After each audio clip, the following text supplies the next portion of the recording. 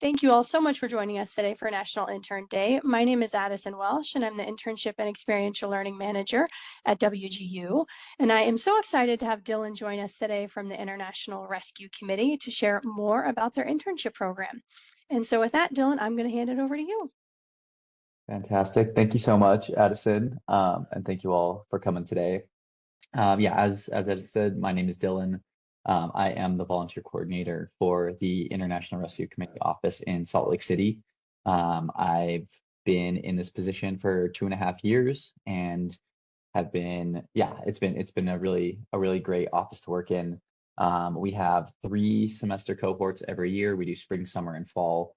So I've seen a lot of interns come through our office and do exit interviews with all of them, and can say that 99.9% of the people that come through our office and do these internships have a really great experience and feel like they learn a lot and receive some like really tangible experience that can be utilized for resumes and future employment. So encourage you to check out the internships that I talk about today, see if there's anything that really piques your interest. And then we are recruiting for the fall right now, but if that doesn't work out for your schedule, again, we do a spring semester and a summer semester as well. And so keep us in mind even if it doesn't work for your schedule right now, because we'd love to have people join our teams across the office. And so today I'll talk a little bit just about the IRC to get started, because I'm not sure what people's knowledge is of our organization, but I'll talk about the IRC a little bit, and then we will talk about some expectations, just like some general requirements for interns joining our teams. And then I will talk about the majority of the open opportunities. However, I wasn't able to put them all in here because there's a lot. But I did put in the chat that rescue.org/careers link. And if you visit that page and then select city, Salt Lake City, type of work, internship, then it'll populate with all of our internships there, and you can really browse through, take a look at what is the most interesting to you. So with that, I will get started. And so the IRC is an acronym for the International Rescue Committee. So we are a global organization, a global humanitarian organization present in 50 countries around the world. And then in the United States, we have 28 domestic offices. So we are a massive organization. I think earlier this week was our 91st anniversary. So we actually started in 1933 at the request of Albert Einstein to help with people fleeing Germany, fleeing the Nazi regime. And so over time, we've evolved a lot. Things have changed, but we've just continued to grow and grow. And so that's what has brought us to being such a massive organization now. But the mission of the IRC is to respond to the world's worst humanitarian crises and help people whose lives and livelihoods are shattered by conflict and disaster, including the climate crisis, to survive, recover, and gain control of their future. So a very long kind of wordy mission statement, but we like to shorten that down and say we lead the way for our clients from a harmful place to a new home, from harm to home here in the United States of America and across the world. And so we do that in several different ways. Here in the United States, we do it through resettlement, which means people who have been displaced overseas, coming to the United States from a refugee camp or something like that, and resettling here in the US. Overseas, we administer camps and programs in refugee camps. And so out there, we do a lot of, health promotion, direct cash assistance to people, and security, a lot of different things overseas. So massive organization and 2 very different aspects, like the overseas part and the domestic part here in the United States. The values that we have here at the IRC are integrity, equality, accountability, and service. So integrity means we are open, honest, and trustworthy in dealing with our clients, partners, coworkers, donors, funders, everyone that we interact with. We are open, honest, and trustworthy with them. In particular, clients, right, who are coming to the United States, and we are providing assistance to them initially after they arrive in the United States. we are the people that they are going to be going to and asking questions and relying on for, accurate information about the United States. So it's incredibly important that we are providing people that accurate information, because we may be the sole source of it at that point in time. So just always making sure that we are being very open, honest, and trustworthy, with everybody, because it's very important for our clients' safety, and adaptation to life here in the United States. Equality. We strive for equal outcomes for all clients and colleagues by promoting equitable access to opportunities and services. So we are resettling people from all around the world. We have people from Central America, South America, Africa, the Middle East, Asia, South Asia, like all over the world. We have people coming to our office. And so that means there's a lot of different religions, cultures, ethnicities, backgrounds, right? And so no matter where people are coming from, no matter what they bring with them, what their background is, everyone that comes to IRC receives equal access to our services. And so that is a really, really important value that we hold dear, across the network, but especially here in Salt Lake City. Accountability, another core value. We are accountable individually and collectively for our behaviors, actions, and the results of those actions. Working at the IRC and volunteering and interning with the IRC is incredible because we are able to make a very tangible impact on people's lives on a day-to-day basis, right? We can really lift people up every single day that we work. However, because we are impacting people's lives, we have to be very thoughtful about the actions that we're taking and the potential impacts of those actions, right? I often compare, volunteering or working at the IRC to say like the difference is between like if you volunteer Arbor Day, right, and you go out and you are planting a tree and you mess something up when you plant the tree, right, and the tree dies, that's unfortunate, but someone's going to come in, pull the tree out and replace it with a new one. At the IRC, if we make a serious mistake regarding our clients, paperwork, immigration status, housing benefits, right, that can lead to loss of like financial funds, like federal funds to our clients. It can jeopardize their housing status and people could potentially become homeless, or it could jeopardize their immigration status, right? If we're making decisions recklessly and not thinking through that these actions do have consequences on people's lives.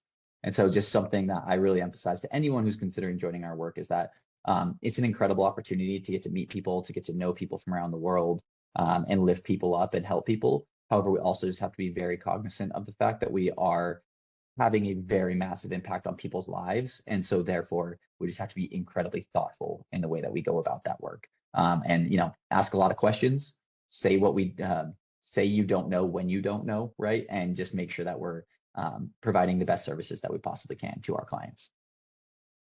And then service. We are responsible to the people we serve, but we're also responsible to the people who make our service possible. So like our donors, there is a lot of work that goes into this of like reporting, right? And so if someone's working at the IRC, they're like, cool, I'm just going to go out, I'm going to hand out these items to clients, and that's going to be my job. It's like not that simple, because we give out a ton of donations to clients, we give out a lot of services to clients, and we always have to make sure that we are like reporting back on that. And so there's like reporting that we have to do, submitting documents, submitting hours, things like that. This value is just saying that like we need to be able, it's a two-way street. And if we're not reporting back on how we're utilizing resources and funding that we receive from our donors, they're not going to give it to us anymore in the future, and we will cease to exist as a nonprofit organization because we rely on those funds. And so it is a two-way street at the IRC in Salt Lake City and across the network. So these numbers is just to give you a glimpse at why, organizations like the IRC are really important, and all of our other partner organizations across the world. And to be clear, these numbers are outdated. They are from the end of 2022. And so the UNHCR, which is the United Nations High Commission on Refugees, they are preparing the numbers for like the end of 2023, and those will be released shortly. So these numbers are actually a bit higher. I think it's around 114 million people displaced around the world right now. But we'll stick with this number just for the sake that it's on the screen. But at the end of 2022, there were 108.4 million people forcibly displaced around the world. So forcibly displaced is the broadest term for someone that has been forced to flee their home and their community. And it breaks down to these smaller groups you see here on the slide, largest of which is internally displaced persons. There were 62.5 million internally displaced persons at the end of 2022, which clearly is the vast majority of people that are displaced around the world. What that means, an internally displaced person is someone who has fled their home and their community, but they have not yet fled the borders of their country. So someone fleeing fighting in Ukraine, right? Fleeing from Eastern Ukraine, where the fighting is really intense, to Western Ukraine, that is an internally displaced person. They are a displaced person. However, they are not, technically a refugee at that point in time. The next largest group of people, recognized refugees, 29.4 million.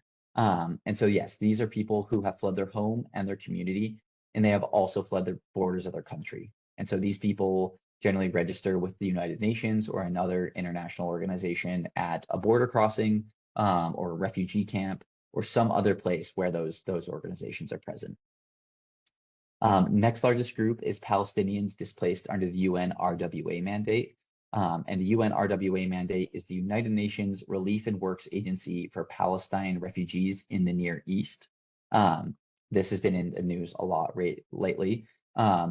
So the UN RWA mandate applies to all Palestinians who were forcibly displaced in the 1900s. So that could be 1948, 1967, any point in time throughout the 1900s, and are currently living in refugee camps in, Jordan, Iraq, Syria, anywhere like that. And it also applies to those people that were displaced, but then it also applies to all of their children. And so this number continues to grow as those people that are living in these refugee camps continue to have more and more children. Asylum seekers is the next largest group, 5.44 million asylum seekers around the world. And then 5.22 million other people in need of international protection that don't fit, neatly into any of these categories. And so 108.4 million people is an incredibly large number. And to make that a little more digestible, put it a little bit more in perspective, is when you put that on a per capita basis, more than 1 in every 74 people on Earth are currently forcibly displaced from their home. So a pretty stunning statistic, and really goes to show why organizations like the IRC and other international organizations are so important. And then just to give an idea of where these folks were coming from, this was again at the end of 2022. The major refugee source nations were Syria, Ukraine, Afghanistan, Venezuela, and South Sudan. And major refugee hosting nations were Turkey, Iran, Colombia, Germany, and Pakistan. Something that's interesting about major refugee hosting nations, these are the largest by total number of people hosted, right? However, when you break it down into, again, like that per capita number, the nations that host the largest are Lebanon, where 1 in 7 people in Lebanon is a person in need of international protection. Jordan, 1 in 16 people are in need of international protection. In Montenegro, where 1 in 19 people are in need of international protection. And so some of those really small nations around the world really doing a ton of work relative to their population size. And that is a great question, Jen. On the graph, those are millions at the bottom. So around over 6 million people from Syria, almost 6 million from Ukraine, almost 6 million from Afghanistan. Yeah, and that goes for both slides. Those are in millions. And that's just for, 1 year. Awesome. And now I'm just going to talk about a few programs that we have in Salt Lake City, and many of the internships that we will discuss here shortly fit under one of these programs. And also just to provide a little context for all the work that we do. So the core services at the IRC in Salt Lake City are case management, health and wellness, and economic empowerment.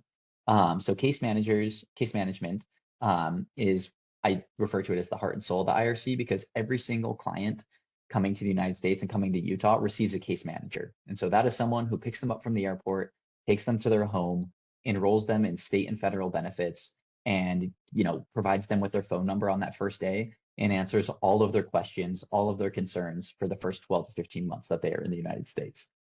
So case managers oftentimes are become incredibly close with all of their clients, and are just there to be the front line. Okay, what's your question? How can I help you today? Health and wellness team is also very important within our office because a lot of our clients may arrive with health needs or health concerns.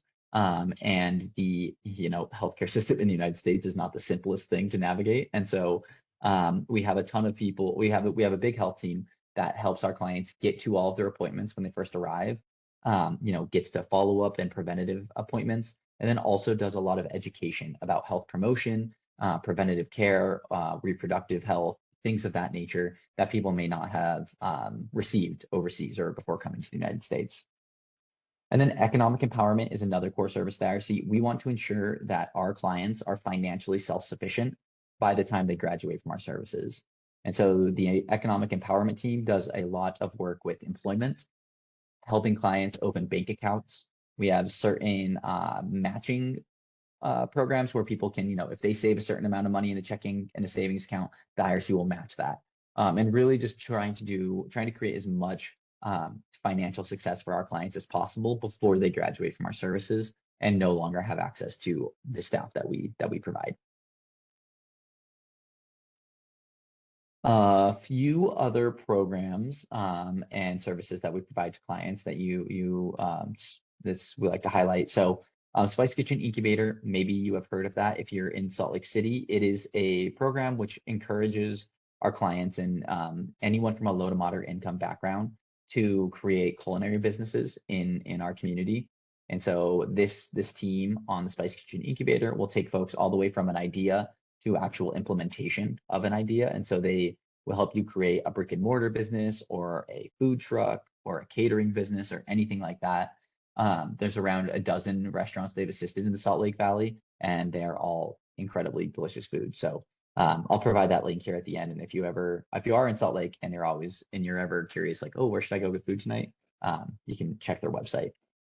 Small business services, another team for people that want to create other types of businesses. If people want to become a Lyft driver or an Uber driver or anything like that, right? Our team can help them get that set up.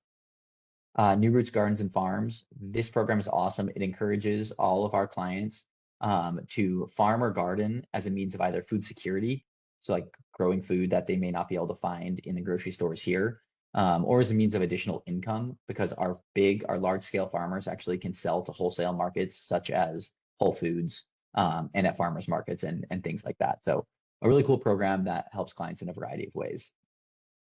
Education, clearly very important, right? Making sure that kids get enrolled in school as soon as they arrive in the United States. And then also making sure that pathways for young adults or adults, the pathways for continuing education are ready and they are able to pursue those if they want.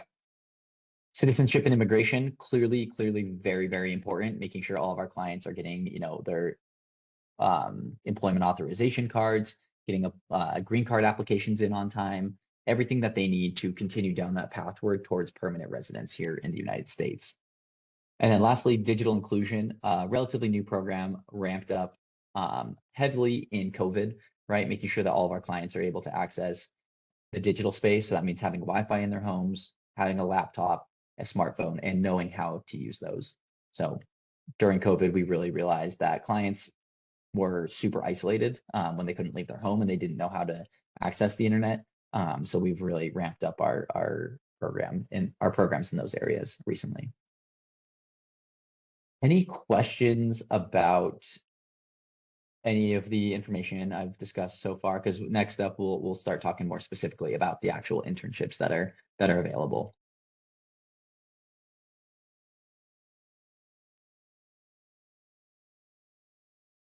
Fantastic.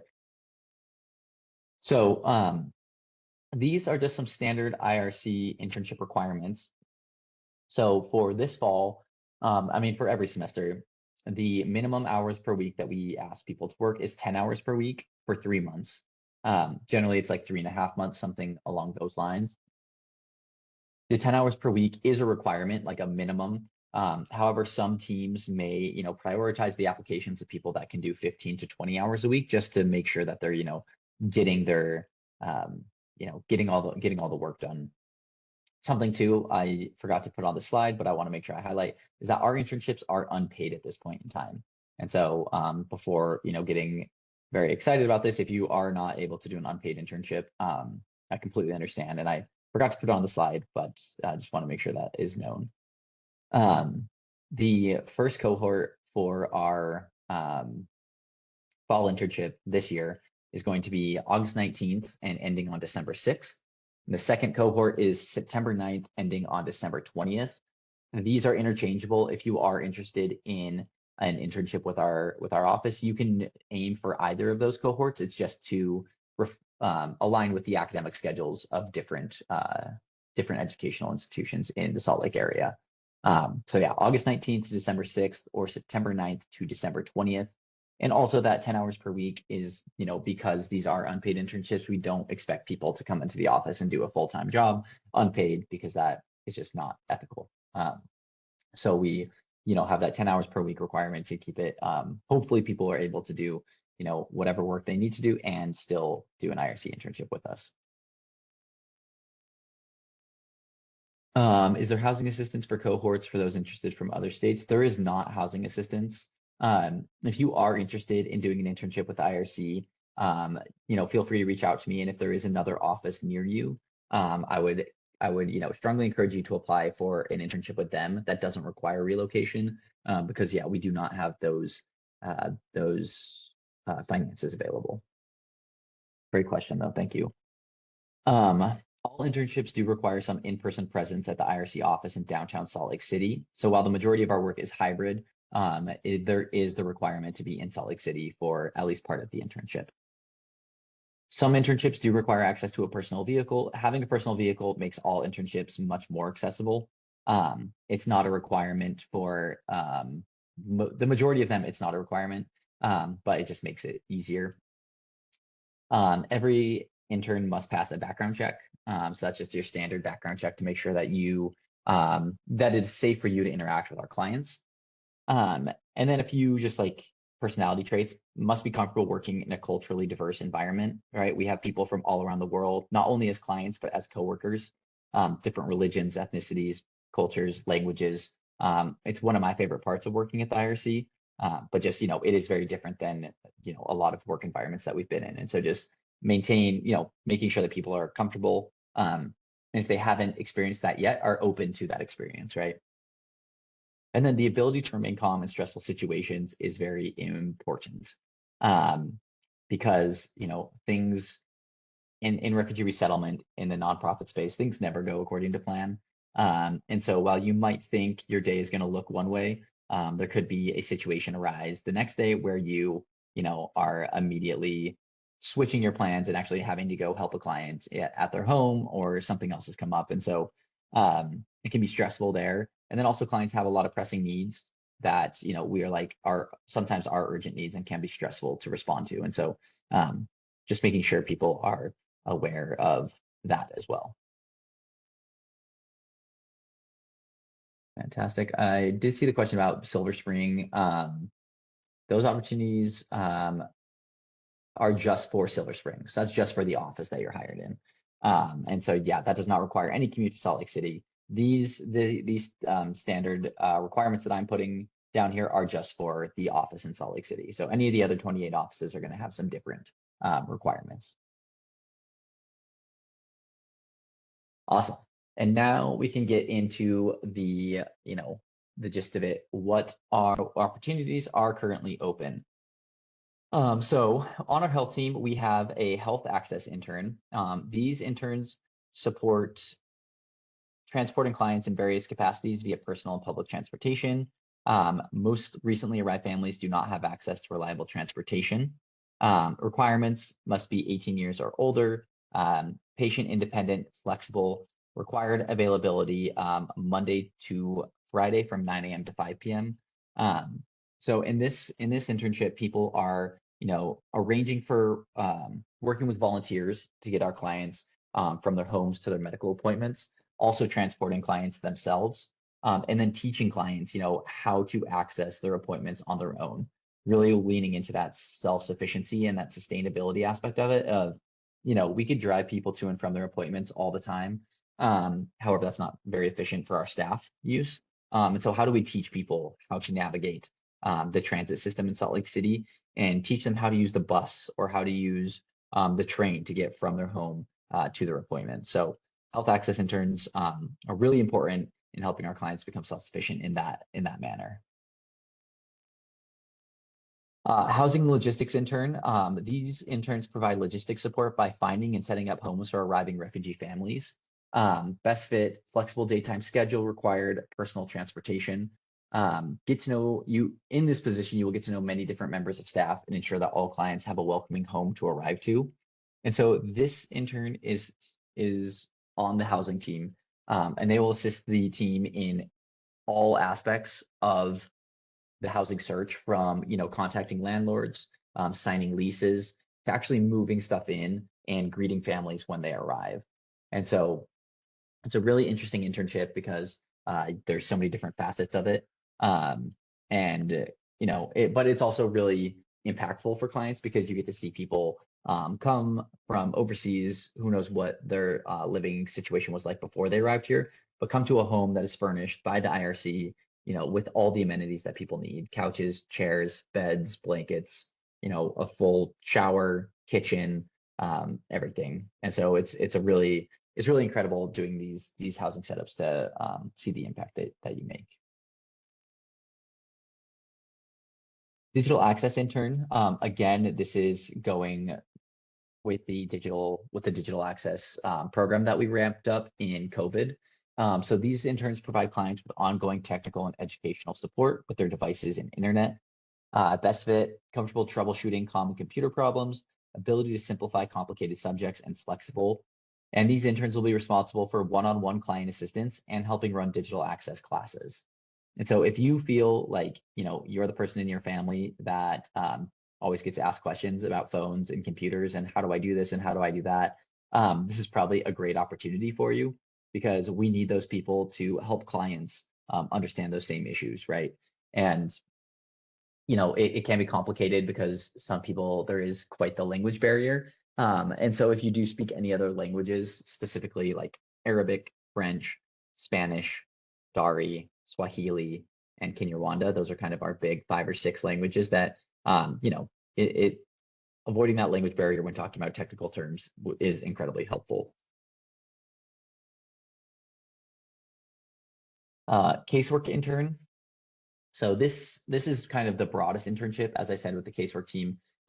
They are the heart and soul of the office, and they respond to all of our clients' needs, whatever that may be. And so these interns assist the casework team in providing services to clients.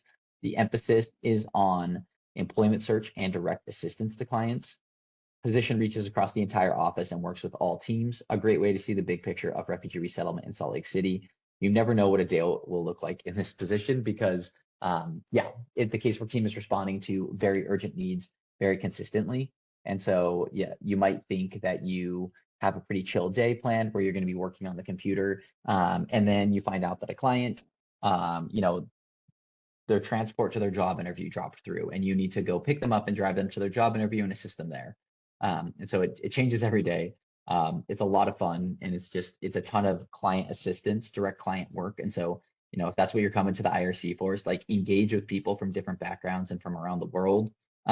This is definitely the best opportunity for you because that you engage with people every single day from all around the world. Just really incredible. Employment intern. This is an urgent need for the IRC. We, have it, finding employment for clients is really hard. And so the more support we have in this area, the better. These interns assist IRC clients with finding their first job or advancing in their career field. The best fit is experience with resume building and interview prep, have the ability to speak multiple languages, patient and able to teach basic work skills. So if you feel competent in creating resumes and cover letters, and you feel like I'm a pretty good interviewer, this is absolutely a fantastic opportunity for you.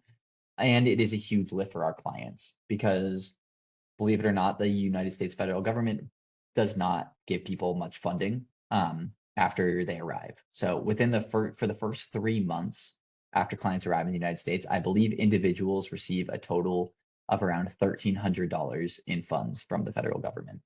And those funds are supposed to cover rent and every aspect of their life that they need. We're able to help with a few other with a few other bills and things like that in the first few months, but they receive very little funding. And so employment is incredibly important, and early employment especially, right? So getting clients into those jobs right after they arrive, even if it is something that pays $12 an hour, $15 an hour, that impact, like that has such a huge impact on clients' ability to become self-sufficient.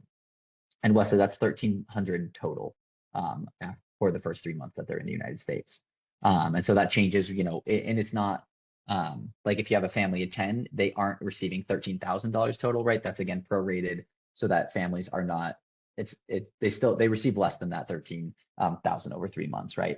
And so clients arrive thinking, the United States is this beautiful place where everything is possible, and the government brought us here, so clearly they'll help us out for a while. And it's just like not the case. So there's some pretty hard expectation shifting that we need to do, and reality, honestly, just like a massive reality check. And so, but what we want to be able to do is give a reality check and be like, okay, this is the reality. This is how much funding you're going to receive, but here are the resources for you to find a job here in Salt Lake City, and provide that own income for your family. And then along with employment comes, English language learning, which is huge, acclimating to culture in the United States. It really is one of the best things that we can do for our clients. And so that's why we have a huge focus on this right now within our office and across the entire network, no matter what office you're in. I think everyone is incredibly focused on getting all of our clients jobs, as soon as they arrive. Next internship we have coming up, the vocational ESL intern. So this is a program that is actually launching this fall. These clients will provide English learning assistance to the IRC vocational ESL program. Best fit patient individual who would like to help clients with their English learning. This is a new program that is launching, so interns will be able to help build it from the ground up. And ESL certified volunteers are highly sought after for this position. Youth mentoring and success intern. This intern helps the youth mentoring and success program. This program helps recently arrived refugee and immigrant young adults adapt to life in Salt Lake City. This intern will help refugee students reach their goals by providing one-on-one mentorship for at least 2 hours a month to each student. And then interns also support the overall program, involvement in a variety of workshops and other educational opportunities provided by IRC Salt Lake City. So this one involves working with clients yourself, but then also engaging with the other volunteers who are supporting clients through this program. Another education internship is the youth and education internship. These interns support education team with school enrollments, the oversight of student support volunteers, which are kind of our tutoring volunteers that we have, and student assisted. So best fit, enjoy working with youth and teaching. Again, since students are new to the country, might not speak English, and they're going through this pretty intense transition to school in the United States, it is really helpful if volunteers and interns can speak some of these languages to, just relate to the students, and they are able to express themselves a lot more clear in that, in that native language that they have, rather than trying to force out some emotions through English. And so those languages are, again, Kinyarwanda, Swahili, Rohingya, Dari, Spanish, or Arabic. And yeah, this is help with English language learning and tutoring, and there are K through 12 opportunities available to assist. And that is the last internship that I'm going to cover right now. And Michael, are there intern opportunities for people outside of Utah? So all of these opportunities do require being in Salt Lake City, Utah, for at least part of the time. However, there are 28 IRC offices around the country. And so there are plenty of, and all of those offices recruit interns. And so if you go to rescue.org/careers, you can look at all the cities that we have opportunities in, and you can select the one that's closest to you. And I mean, all internships across the network are probably going to fall under these same broad strokes of like, education, casework, health. And so even if there's not the exact same internship in an office near you, there's probably something very similar. But yeah, is there any other, I guess I can take questions just right at the end. I'm just going to browse through a few other pieces of this.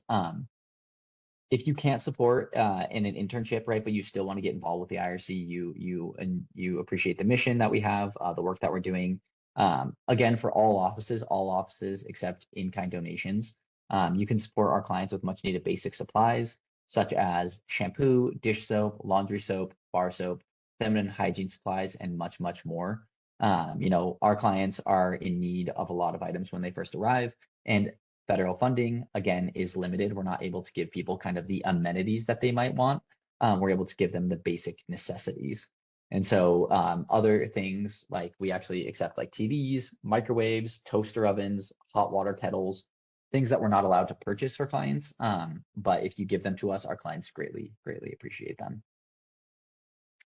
Also, we are a nonprofit, and so we do rely on donations from folks. And so you can become a monthly donor. Monthly giving is one of the most efficient ways to support the IRC in Salt Lake City. Your donation provides reliability and ensures the financial security of our essential services, such as healthcare, cultural orientation, education, employment, and English language learning.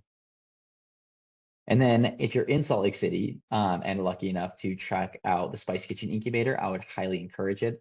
spicekitchenincubator.org. If you go to that website, you can see the full complete list of all the opportunities and all the restaurants that we've helped create and get started here in Salt Lake City. So again, a fun activity if you're like, I don't know where I should go eat tonight, just pull up that website and see what comes to mind. But that is everything I had to present today. And so again, thank you all so much for coming. And thank you, Addison, for letting me come and present to everyone.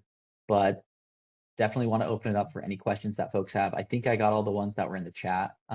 But if there are any others, please let me know. Thank you so much, Dylan. This is excellent. There's several of us from WGU that are going to Salt Lake next month, and so we've got some places to eat now. Yeah, there we go. I was just curious, do you often have many interns transition from an internship into a full-time role with the IRC? Yeah, we do that quite frequently. Not so much at the moment right now because as you can imagine, IRC and refugee resettlement work is very tightly connected to politics. And so during an election year, there is not much, there's a lot of planning for the future and the sense of like planning for the worst possible result outcome, which is like a dramatic decrease in our funding, depending on what the outcome of the election is. And so as of right now, there is kind of a general hold off, a general freeze on bringing more people into the organization because we don't know what it's going to look like after November. And so, once that clears up, once we know what to expect, there could be, either a renewed hiring binge kind of, or we would actually have to probably cut further jobs from the organization. And so at this point in time, no, but in the past, when we do have, like a secure funding streams for several years in a row, oftentimes, interns have gotten the position and then express interest to their supervisor, and the supervisor lets them know as soon as a job opens, and we've hired many folks that way.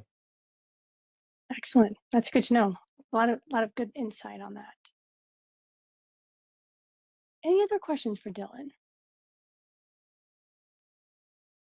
And I did want to mention too, Dylan is going to be joining us, the employer relations team for career and professional development for WGU. In January, April, and September, we offer a month-long event called Career Quest, where we have lots of different employers come in and speak about jobs, internships, volunteer opportunities. And Dylan is going to be joining us again on, I jotted down the date here, give me one moment, on September 17th at 12 o'clock Mountain Standard. And so we will have more information on Handshake about that. So if you're interested in volunteering too, we're going to go into depth in those opportunities. All right. As Kristen says, yes, be on the lookout for those emails starting in mid-August. Thank you, Dylan, so much for helping us celebrate National Intern Day. This is an incredible opportunity, and we so appreciate all that you shared. Awesome. Yeah, thank you so much. I'm going to try and figure out how to stop sharing on WebEx. Don't know how to do that. But yes, thank you so much for having me. This has been awesome and just a great opportunity to chat with more folks. And yeah, I hope y'all learned something interesting. Even if you don't apply for the IRC internships, yeah, we we love to just spread the word about the work that we're doing. So thank you so much for having me. Absolutely. I know I learned a lot. Thank you so much, Dylan. You all have a wonderful day. Thanks for joining. Yeah, you too. See ya. Bye.